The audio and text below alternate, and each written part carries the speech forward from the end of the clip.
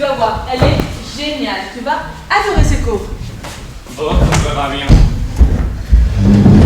Bien, tu vas voir, cette prof c'est Hypatia. Elle est mathématicienne et astronome, comme son père Théon. Mais elle s'intéresse aussi à la philosophie. Hein. Ouais.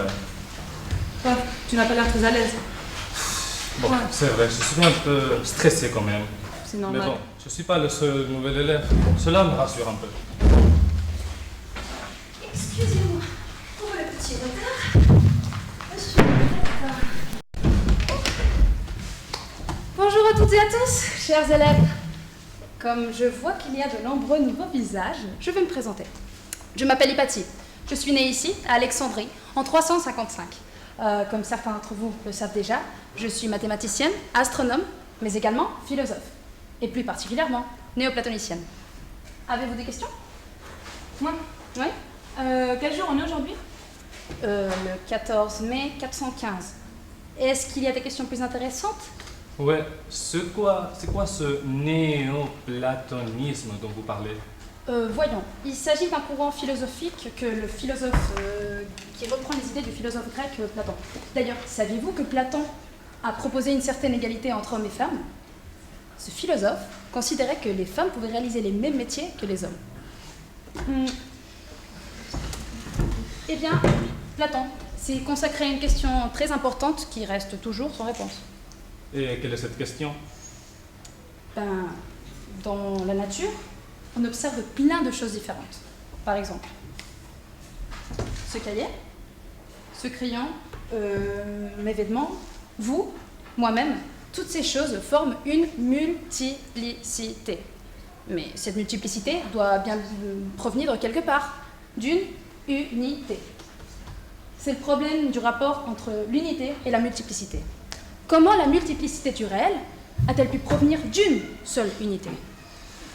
Mon Dieu, cette femme, simple mortelle, est trop ambitieuse. Elle prétend découvrir les vérités grâce à son intelligence. Elle prétend, je sais pas, découvrir des mystères en se consacrant à la science, alors qu'on sait bien que c'est Dieu qui a créé le monde et que les secrets de sa création divine ne sont à la portée d'aucun mortel, et moins encore à la portée d'une femme.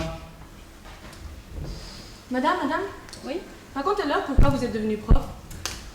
Bon, comme vous le savez déjà, au moins j'espère, notre ville, Alexandrie, est une ville à l'origine grecque qui suit ses propres traditions, rend culte à ses propres divinités et qui a vu naître de nombreux savants. Depuis longtemps, cette ville est dirigée par les Romains qui veulent nous imposer le christianisme. En plus, les chrétiens n'aiment pas beaucoup les sciences, car cela se fait trop réfléchir. Je sais pas, moi. Mais moi, voyez-vous, je suis philosophe. Je me sens profondément, même amoureusement attirée par la vérité.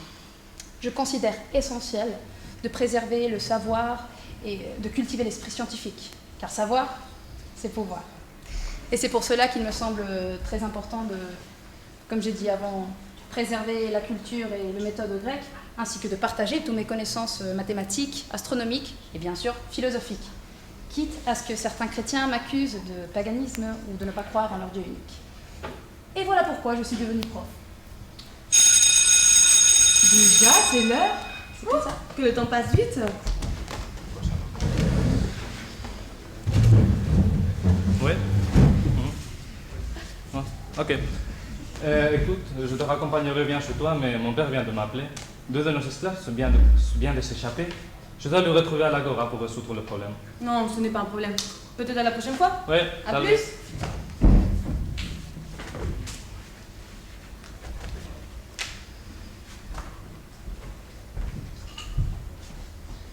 Oh, tu voulais poser une question?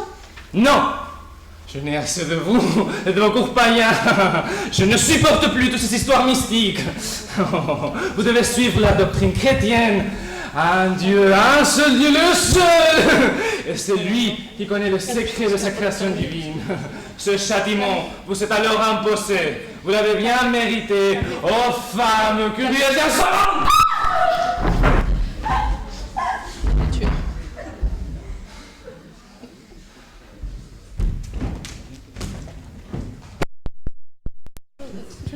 Madame, votre cours était génial, comme d'habitude. Mais j'ai oublié de... Madame? Madame? Mais que s'est-il passé? Madame, non. Tu es morte? Morte? Non, quel dommage. Une femme avec tellement de talent.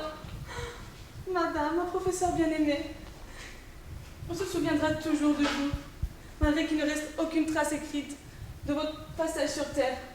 Et oui, effectivement, c'est une stratégie typique, trop typique. Effacer une trace écrite, c'est le meilleur moyen de faire comme si une personne n'avait jamais existé. Et voilà, une femme incroyable qu'on a tâché de rendre invisible. Heureusement, cette stratégie n'a jamais fonctionné. Et puis, comme Hypatie, d'autres philosophes et d'autres femmes ont lutté contre cela, comme par exemple Simone de Beauvoir au XXe siècle.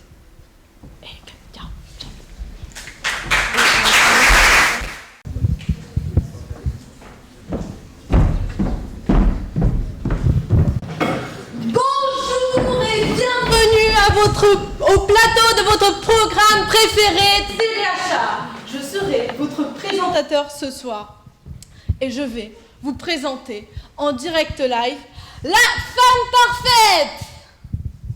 Bon, elle est jolie, coquette, toujours prête et rien que pour vous, elle sait faire la vaisselle, la lessive et en même temps, elle sait vous servir.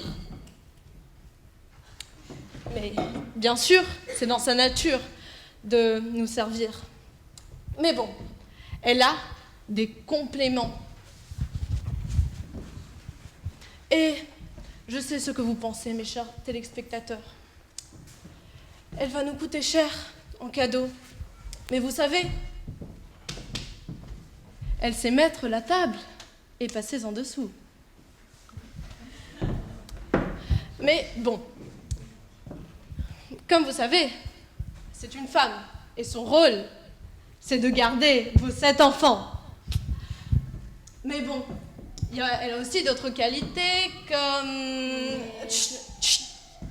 On est d'accord. Elles sont plus jolies quand elles se taisent. Bon, des questions? Oui? Vous êtes? Simone de Beauvoir. Venez, on vous écoute pas. Je suis Simone de Beauvoir. Simone... Ah, la femme de Sartre, montez! Alors non. Je ne suis la femme de personne. Je suis philosophe et romancière du XXe siècle. Et vous, monsieur, vous démontrez à quel point personne n'est plus arrogant envers les femmes, plus agressif et méprisant qu'un homme inquiet pour sa virilité. Plaît-il? La femme parfaite que vous décrivez n'existe que dans votre petite tête d'homme dormi. Car on ne naît pas femme, on le devient. C'est la société qui nous fait devenir. Cela n'a donc rien de naturel. Mais c'est en fait une excellente nouvelle. Ça veut dire que rien ne nous oblige à nous soumettre à cette autorité. Alors, cessez de vous soumettre à l'autorité masculine qui vous dicte quoi faire. En effet, car je ne suis pas un objet, mais bien un sujet, au même titre que vous, homme. Autrement dit, je n'ai pas d'essence. Les rôles sociaux d'hommes et de femmes ne dépendent pas du sexe, mais déterminés car biologiques. C'est à nous de définir quelle femme nous souhaitons réellement incarner. Mon Dieu, les femmes, on ne peut rien leur dire. Dès qu'on leur dit n'importe quoi, elles deviennent toutes hystériques. Mais cessez de traiter les femmes d'hystériques. Les hommes veulent toujours avoir raison et croient alors pouvoir monopoliser le pouvoir. Et oui, c'est pour cela que la femme est considérée comme le deuxième sexe, en marge de la société. Bon, il faut le dire. Une fois, si on les sort de la cuisine, elles deviennent toutes folles, mais regardez-les, ces 2 folles qui savent rien faire. Mon Dieu, quel désastre! Oh.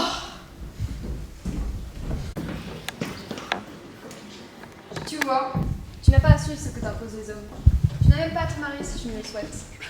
Le principe du mariage est obscène, car il transforme en droit et devoir ce qui devrait un échange qui devrait être fondé sur un élan spontané. Mariage veut dire plus d'obligations sociales, plus de corvées. Non merci. Car si le mariage change les relations que l'on a avec autrui, comment ne pourrait-il pas changer le couple? Je suis très bien comme je suis. Je tiens à ma liberté. C'est pour cela que jamais de ma vie, je ne me marierai avec Sartre.